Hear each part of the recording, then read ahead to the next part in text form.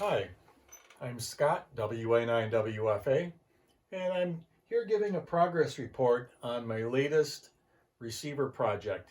It is the W1DX HB-67 featured in the ARRL Handbook 1967 and 1969.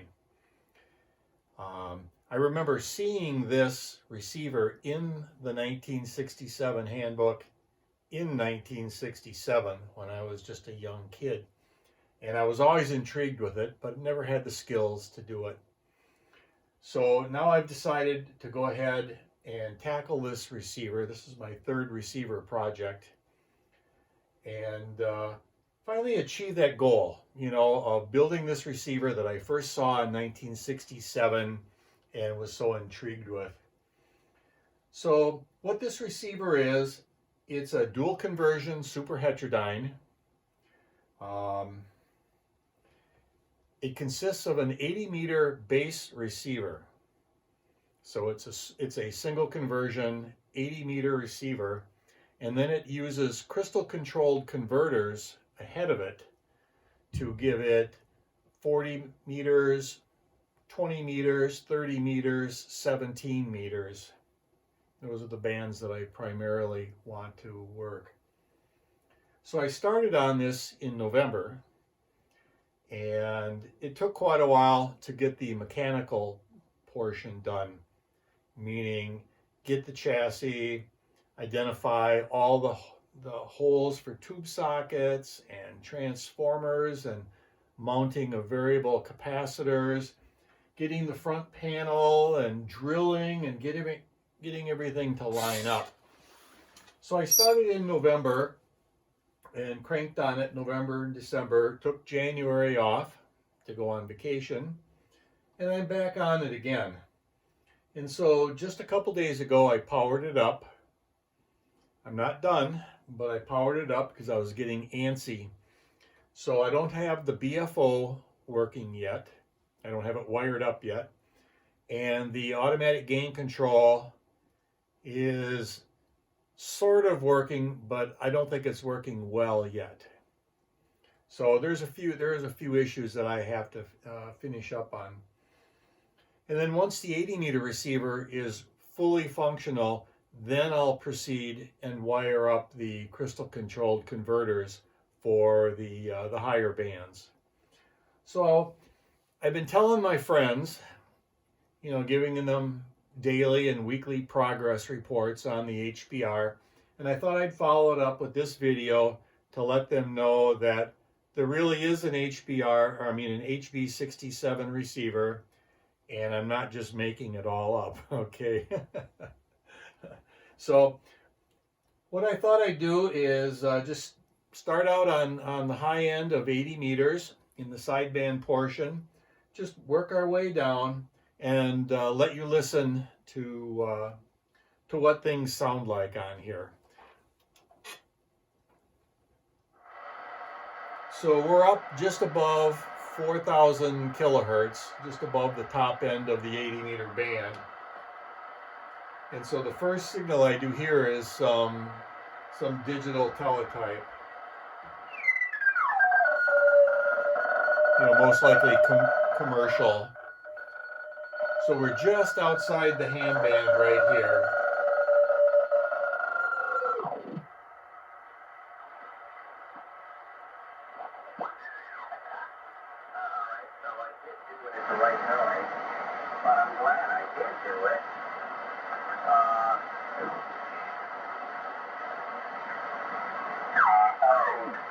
Because Mary and I can go out in public and do things and whatnot, and my wife would look at me and say, how did you know to do that? Correct.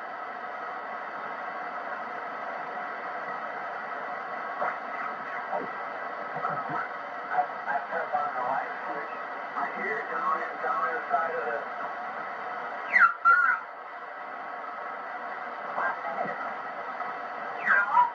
What's up?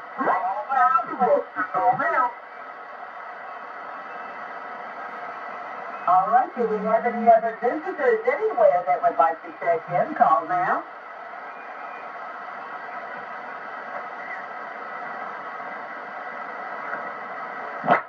Got a big old Sharps rifle.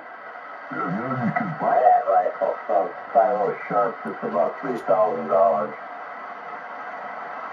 John out there in Fargo's got a couple of them, I think. Yeah, I don't know. I don't like to talk about because he's the supposed guru down there, and he's the one. So sideband is pretty much where it's at for me, but I do respect and enjoy CW for that.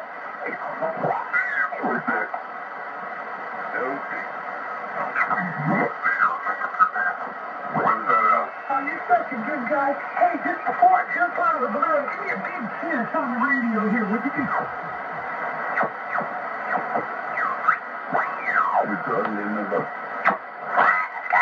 Everything, you know, all kinds of Pretty busy on the 80-meter sideband portion.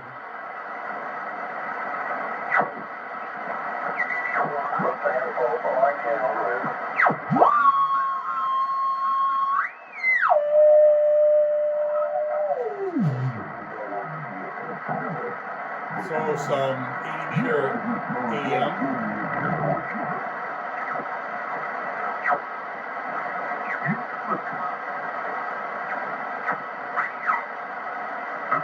Got to get you here that way there. Oh, he makes $1,000 to get We're really favoring the southeast, because I'm hearing a lot of southern stations and southern accents. Yeah. Okay, well, here, I got an interesting story to tell you. You know,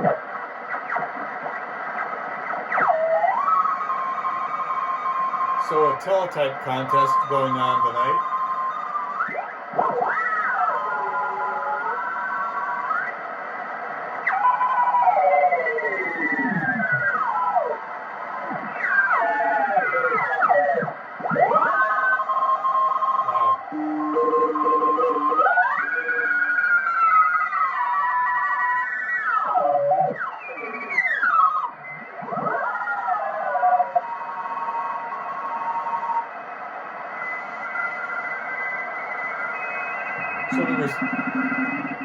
So the receiver has a 2.1 kilohertz Collins mechanical filter in it for sideband, so that's why signals sound wider.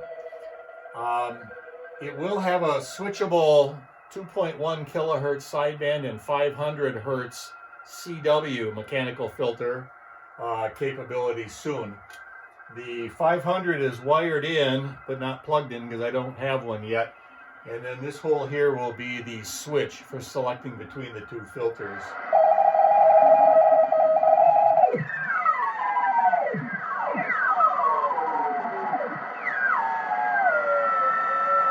So now we're at 3574 kilohertz. This is FT8.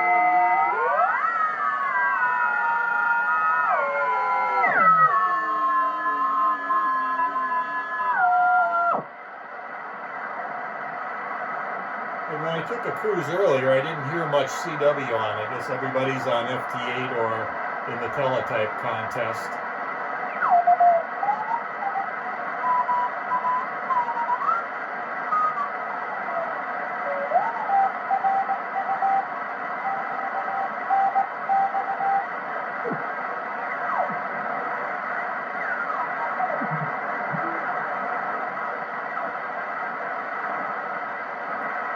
Kind of disappointed at the lack of CW on 80 tonight, because I intend to use this mainly for CW.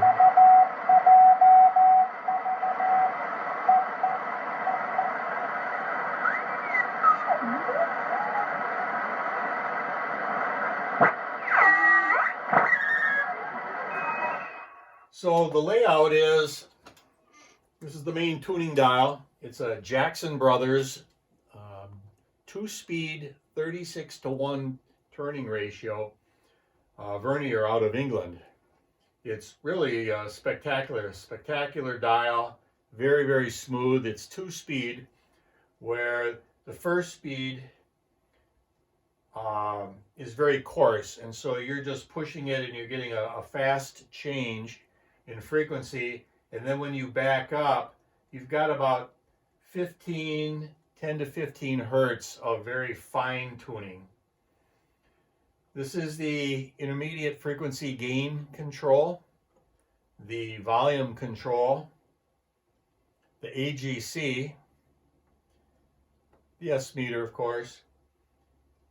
This is a tuning capacitor for the crystal controlled converters. Even though I haven't started wiring it, I did have to plan for the capacitor on the chassis, make space for it, mount it, and plan for the front panel, so to drill the hole and stuff.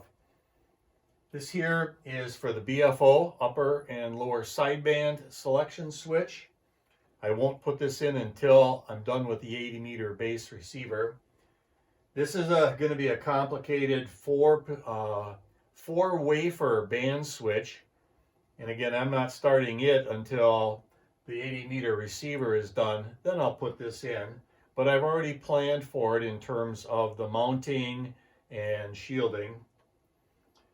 And we already talked about this for the mechanical filters. So my first impression, this is a nice little receiver.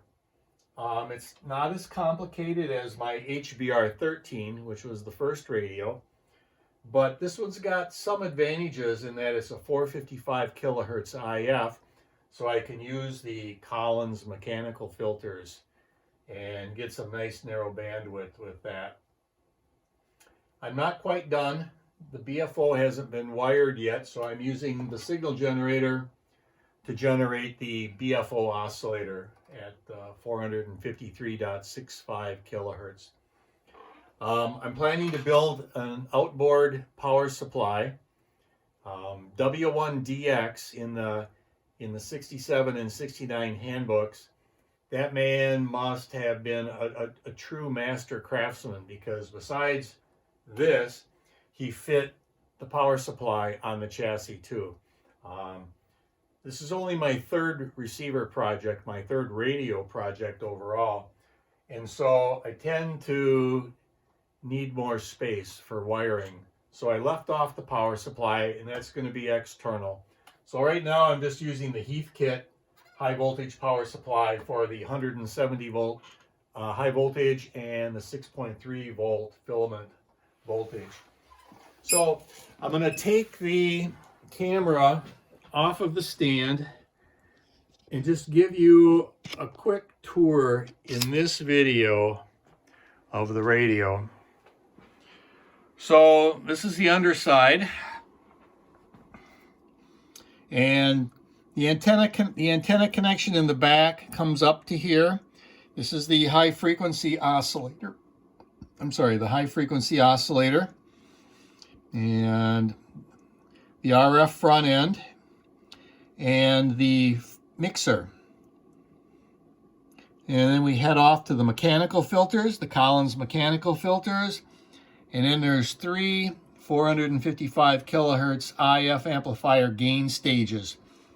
From there, it goes to the product detector, which is mixing this 455 kilohertz IF with the BFO frequency. And then over here is the BFO and AGC. I just have the AGC wired right now. The BFO is yet to be done. And then over here is a 12-tube Compactron, a 6T9 for the 2 audio stages. This emptier area here, that's for the high-frequency converters, which uses a 6D10 Compactron as well. So just coming around to the back side, well, I guess the top side. This is the top.